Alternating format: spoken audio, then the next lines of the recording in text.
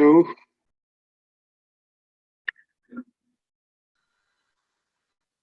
जी पढ़ेंगे आप? जी जी बड़े सर। शुरू करें। जी sir ji.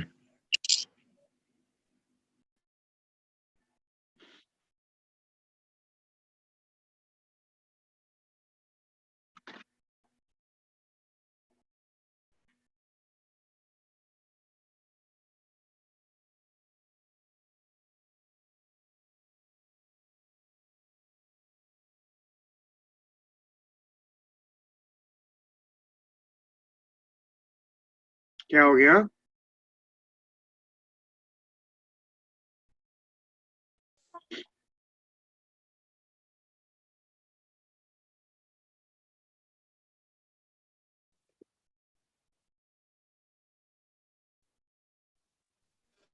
Ji sir.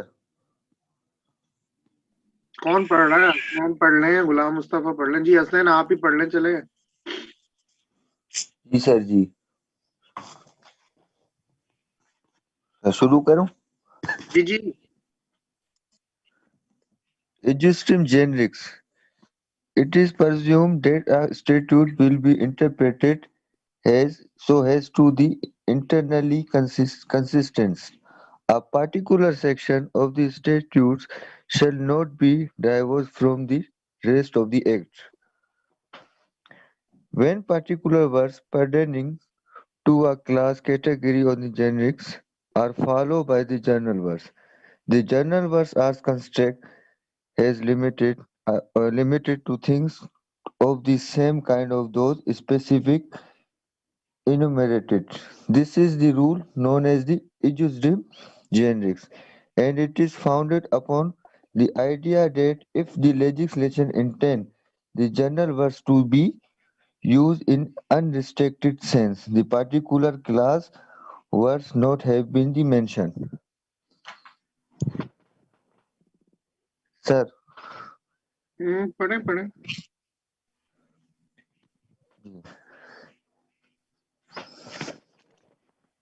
it has been cited and agreed by many legal scholars that when the legislation enacts a statute, it is a very difficult to make in execute. Therefore, in order to make sure that maximum terms in incorporated into the statute, general words like and other device are added by the legislatures. When there is a clear category, sorry sir, sorry. After some specific words, the Ejusdim generics Latin four of the same kind. The rules apply to resolve the problems of giving meaning to group of words. There one of the words is ambiguous or internally unclear. The word words associated in the text with more limit words are taken to be restricted by implication to matters of the same limited character. The effect of the principle is critical. The literal meaning of the residuary words has to the confine it to the generics implicitly described. एक minute रुक जाए। मैं देखता हूँ कोई मिसाल आपके लिए। ये पढ़ें, ये वाला पैराग्राफ। जी सर।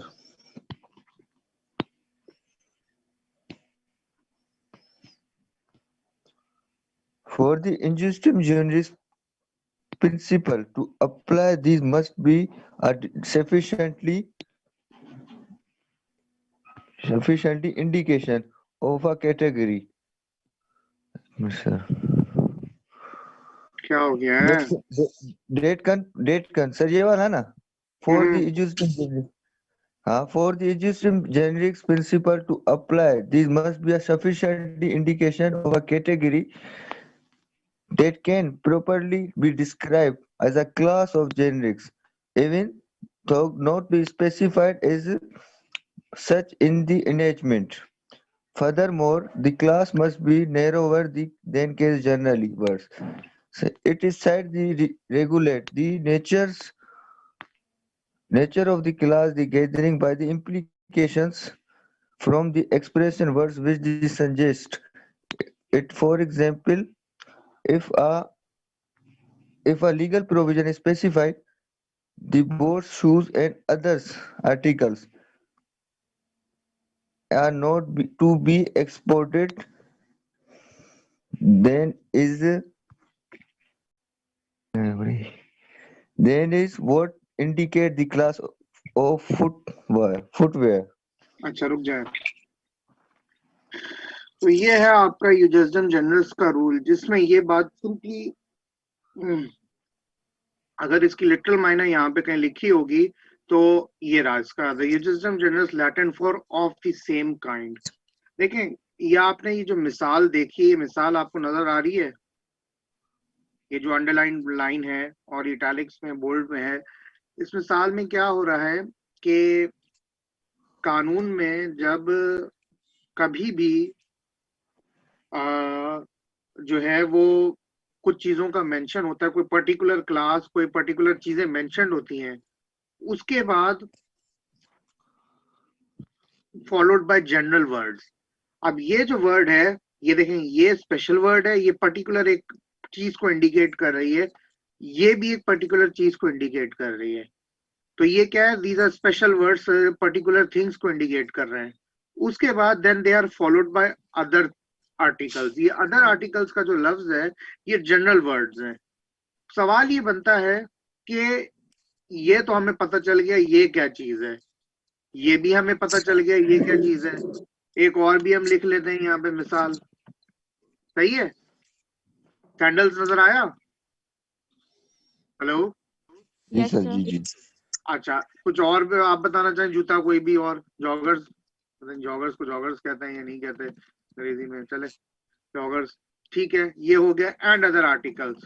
तो जब ऐसा लिखा होता है तो क्वेश्चन ये बनता है कि ये जनरल वर्ड्स का क्या मतलब लिया जाए।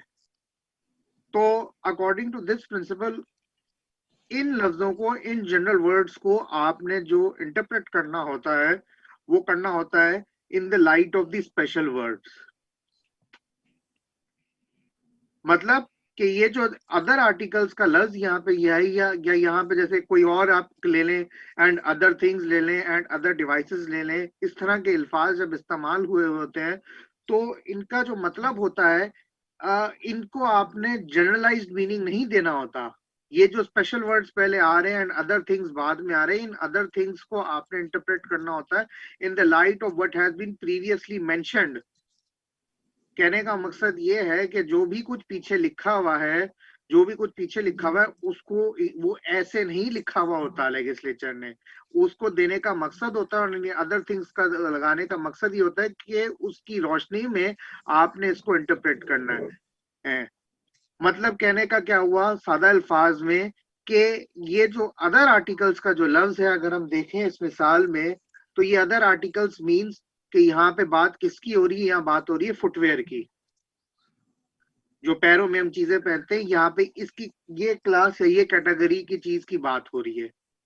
इससे बाहर नहीं जाएंगे। इससे बाहर अगर आप इसको जनरलाइज मीनिंग देंगे इस अल्फाज को एंड अदर आर्टिकल्स को, आप कहेंगे कि जनाब इसमें कुछ भी आ सकता है, तो फिर कुछ में तो फिर कुछ भी आ सकता है, एंड नथिंग इज एक्सक्लूडेड। फिर जो भी चीज है, फिर तो आप इसमें कपड़े जो है वो सूट भी लेकर आ सकते हैं, खवातीन के कपड़े जो भी वो पहनती हैं, खवातीन वो लहंगा वगैरह जो है वो, जो ये शलवार कमीज वगैरह जो भी है, ड्रेसेस वगैरह जो भी है वो भी आ सकते हैं, बच्चों के कपड़े भी आ सकते हैं। तो लिहाजा इसके स्कोप को रिस्ट्रिक्ट करने के लिए एंड अदर आर्टिकल्स के, ये कहा जाता है कि इसको इंटरप्रेट करते हैं इसकी रोशनी में।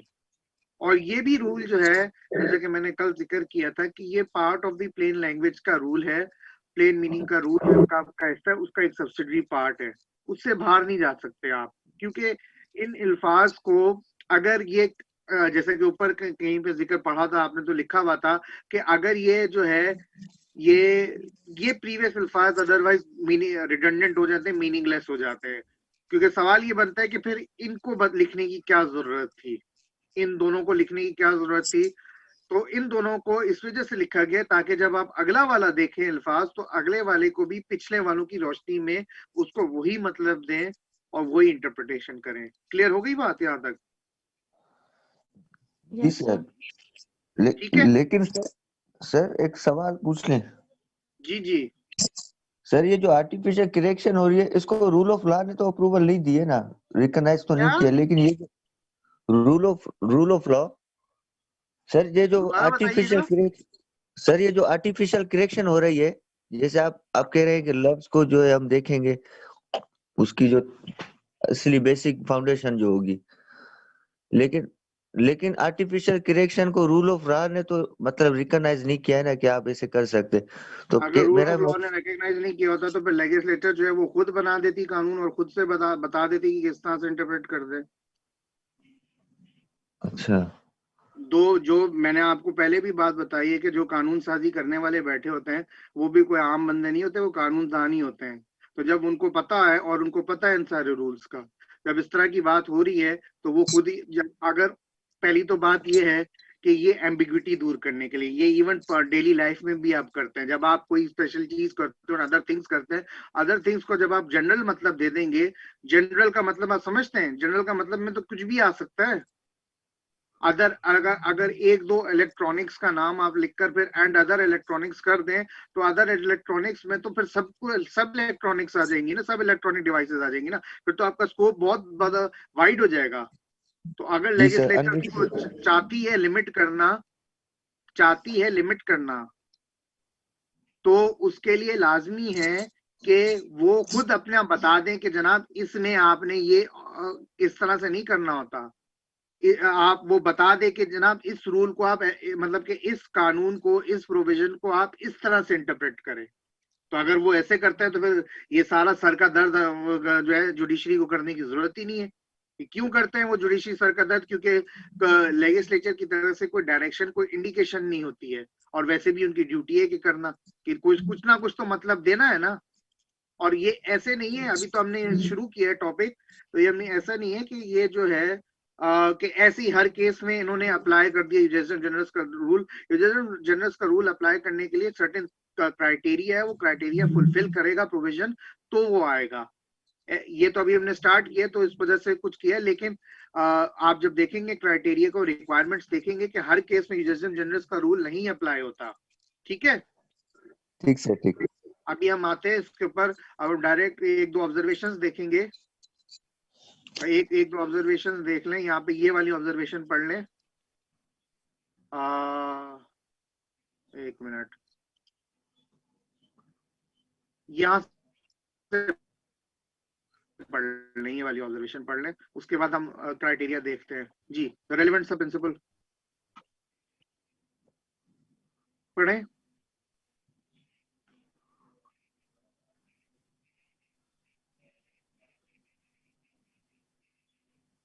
हसनैन इतनी देर लगाओगे आप तो फिर तो क्लास ही खत्म हो जाएगी।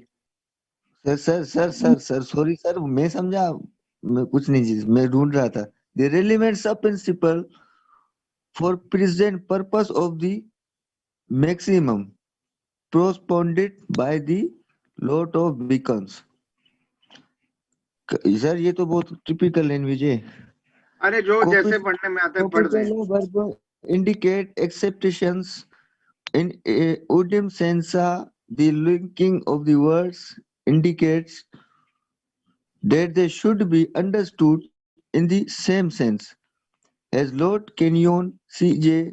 Owens put in the where a words stands with other words, it must be mean something analogical to them.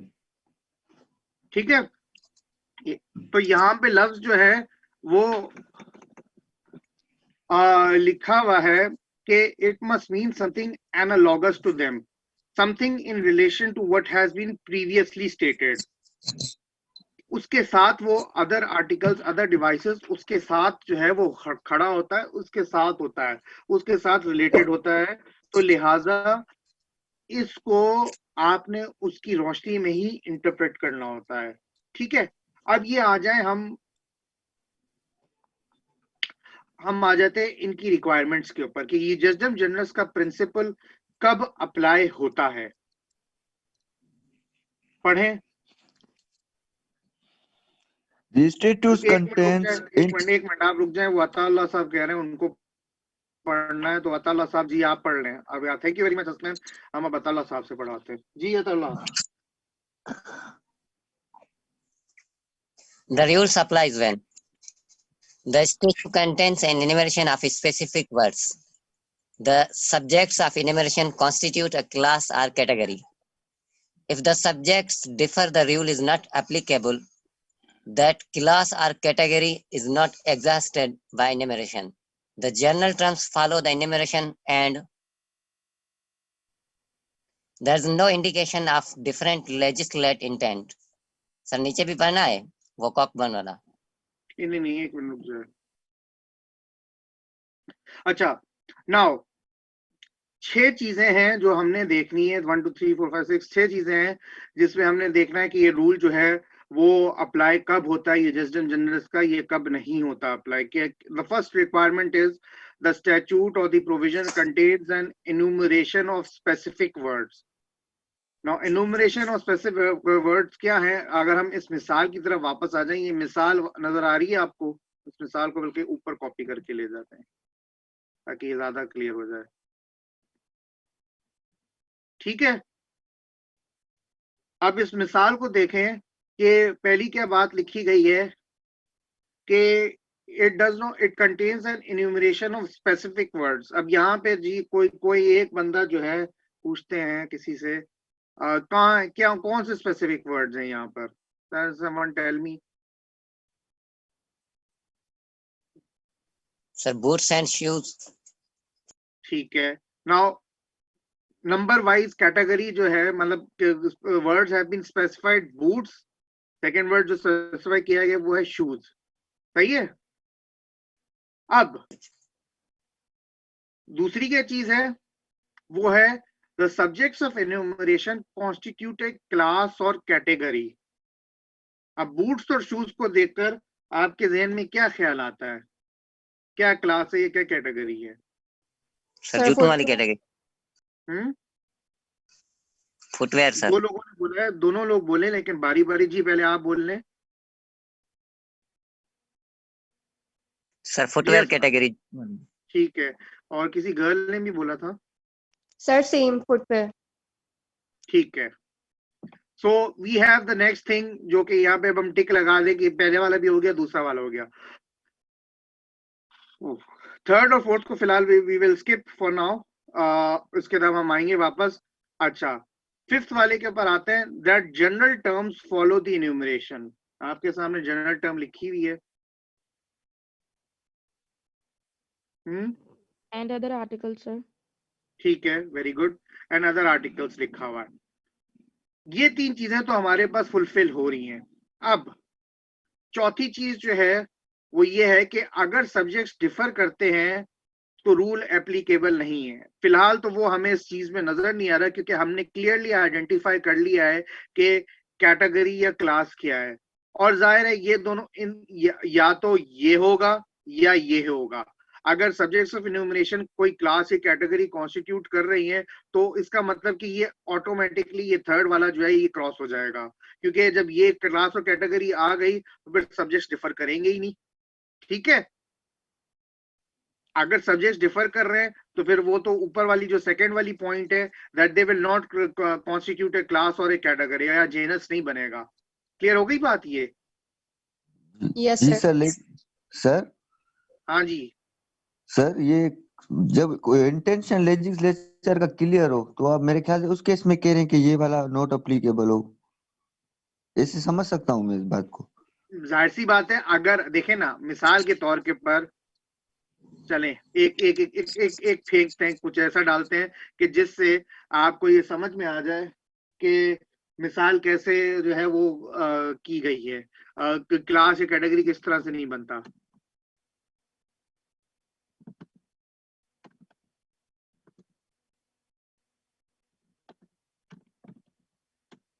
अब आप क्या क्लास या कैटेगरी बनाएंगे?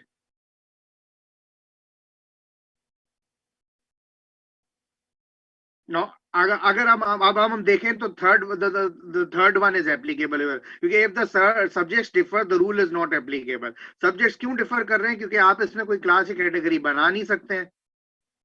कोई आ रहा है आपके जहन में जो आप बना सकते हैं क्लास या कैटेगरी?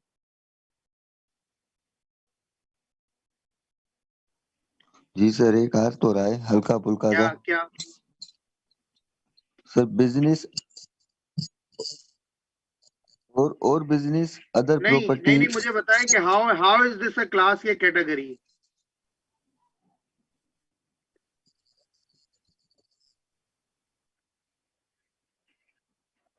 मेरी बात समझ में आई? मैंने कहा क्या है?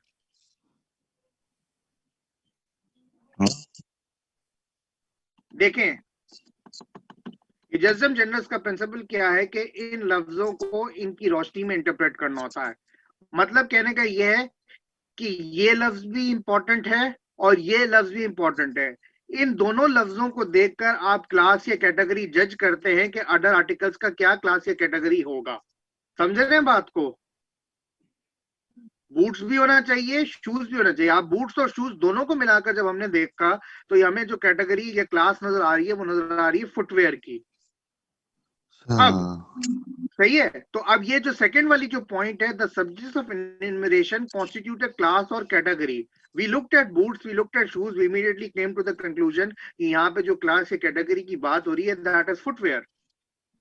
और जब ये सेकंड वाला पॉइंट जो है ये टिक कर दिया हमने, because this point is applicable in this example, so automatically the subjects are no longer different, the subjects are now indicating the class or category of footwear। ठीक है? अब इस मिसाल में मैंने जैसे पहले लिखा था फ्रिजेस और दूसरा क्या था, अब हम ये डाल देते हैं। तो अब हम कैसे बनाएंगे क्लास या कैटेगरी? चलें, इन दोनों लफ्जों का तो बन सकता है, लेकिन सवाल तो ये कि हमने इन चारों लफ्जों को देखकर बनाना है क्लास या कैटेगरी।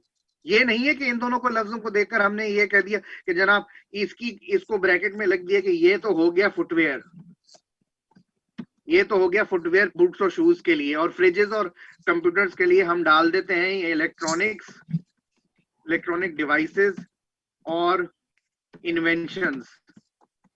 तो अब सवाल ये बनता है कि ये तो दो क्लास ऑफ कैटेगरीज हैं, ये एक अलग कैटेगरी है, ये एक अलग है। तो क्वेश्चन ये बनता है कि अदर आर्टिकल्स को कैसे इंटरप्रेट करें। तो इस वजह से लाजमी ये है कि बूट्स, शूज, फ्रिजेस, कंप्यूटर्स, अगर इनकी कोई कैटेगरी बनती है तब तो बात ठीक है, अगर नहीं बनती तो इसका मतलब कि यूनिवर्सल जनरल्स का प्रिंसिपल ही एप्लीकेबल नहीं है। सब्जेक्ट्स डिफरेंट हो गए, डिफर करने गए आपस में, तो रूल अप्लाई नहीं करेगा ये यूनिवर्सल जनरल्स का। क्लियर हो गई बात? तो ये दोनों ये इसके साथ जो है वो एक्सक्यूज मी, ये इसके साथ कवर हो गया है कि अगर सब्जेक्ट डिफरेंट है तो रूल एप्लीकेबल नहीं है। अब हम आ जाते हैं इसके ऊपर, the class or category is not exhausted by the enumeration. Now this is not a good example. इसमें तो मुझे जो है तमाम जूतों वगैरह का जो है वो पता होगा, नहीं पता देखना पड़ेगा। नो, फिलहाल let's look at another example now. मिसाल के तौर के पर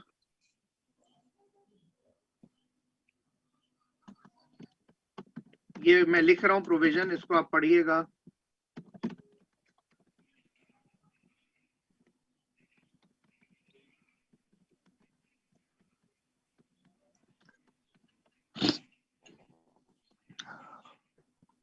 सही है? Yes, sir. नाउ फिलहाल तो हमें समझ में आ रही है कि ये यहाँ पे तो यूनिवर्सल जनरस का प्रिंसिपल अप्लाई हो रहा है, क्योंकि वी नो कि अभी हमने एंड अदर लेटर्स में up to going up to E F G up to Z बहुत सारे लेटर्स हैं उसमें, जो कि क्या कहना चाहिए, जिसके ऊपर हम जो है ये रूल अप्लाई कर सकते हैं. But for example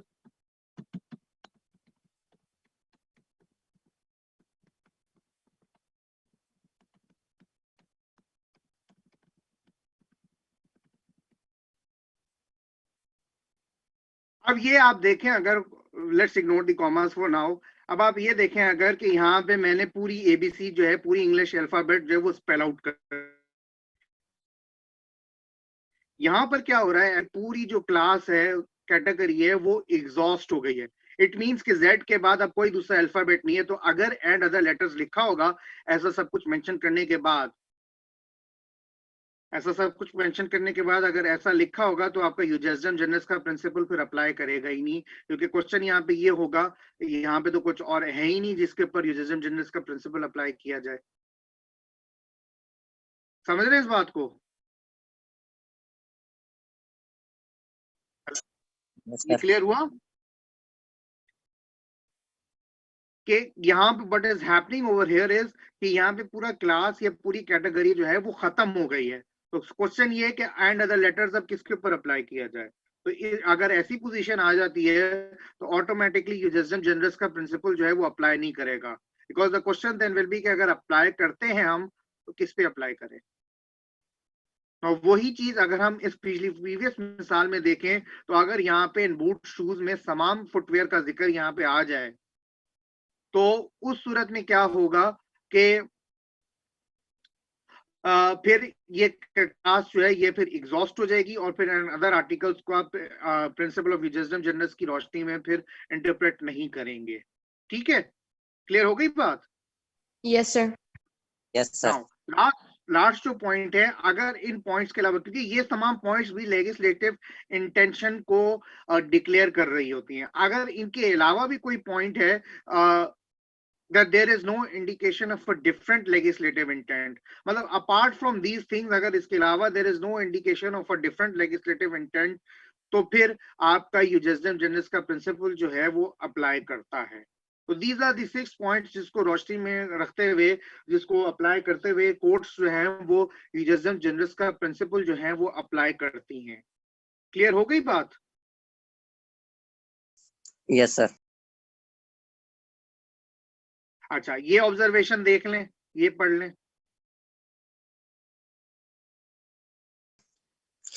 Farewell commented as follows.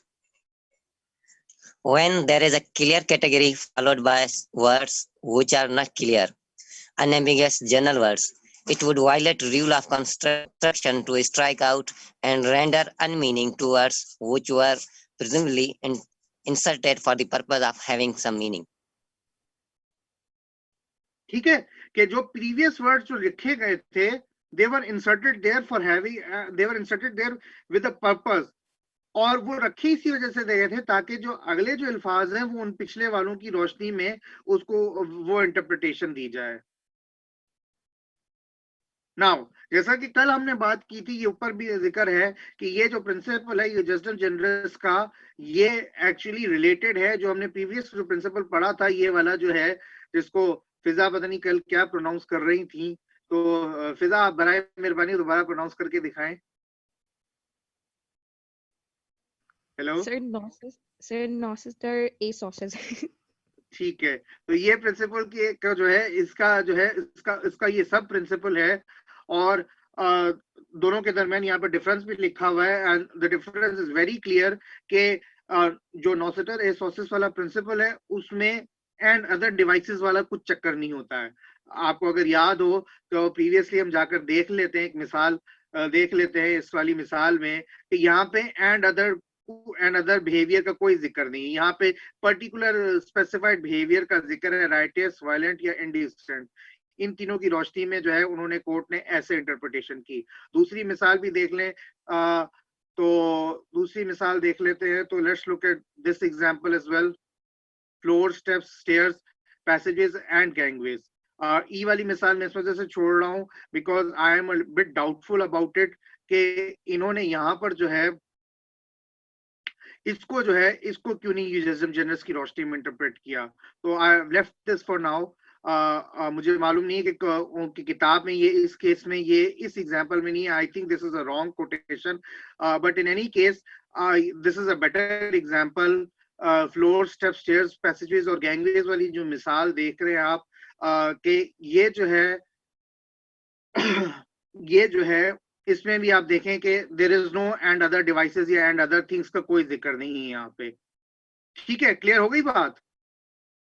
Yes, sir. Yes, sir. अच्छा, now let's see what else is left from here.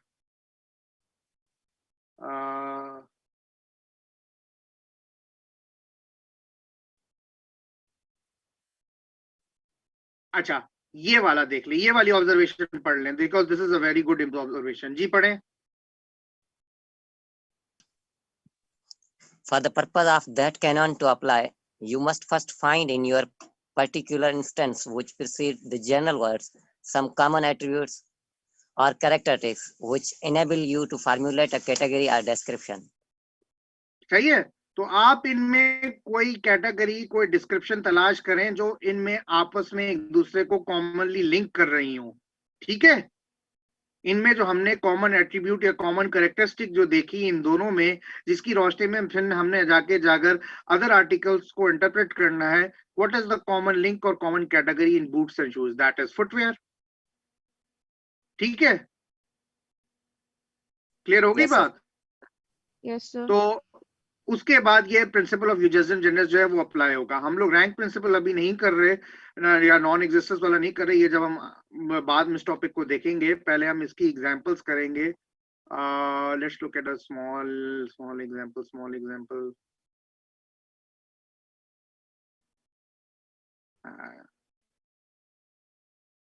कोई भी छोटी एग्जांपल नहीं है, फिर दूसरी क्लास शुरू करनी पड़ेगी.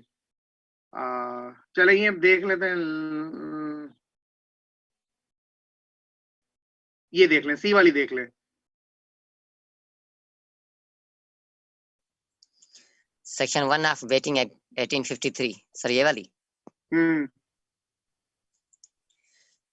Section 1 of Betting Act 1853 made it an offense to keep a house, office, room or other place for the purpose of betting. In Powell v. Scampton Park, ये सर पता नहीं कौन सा नाम है. नाम छोड़ो, आगे चलो जल्दी. The House of Lords had to decide whether the section applied to the defendant's place, as the place in question was an outdoor betting stall set up at the race course.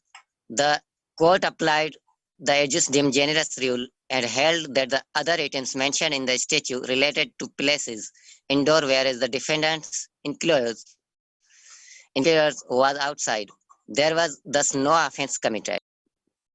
ठीक है, मिसाल पूरी में देखें, मिसाल सारी में जो है उन्होंने कहा है कि एक स्ट्रक्चर होना चाहिए, एक प्रॉपर जगह होनी चाहिए वहां पे इंडोर, जिससे इंडोर्स इंडिकेट हो. अब उसने क्या किया था, उसने तंबू लगाकर बाहर खड़ा किया था. उसको कोर्ट ने कहा कि जज अप्लाई करते हुए उसने कोई ऑफेंस ही नहीं किया कमिट. ठीक है, क्लियर हो गई मिसाल? Yes, sir. Correct. Yes, sir. ठीक है, इसको यहाँ तक रखते हैं, फिर नेक्स्ट क्लास में मिलते हैं और इसको कंटिन्यू करेंगे. ठीक है, ओके देन, अल्लाह हाफिज. Sir, thank you, sir.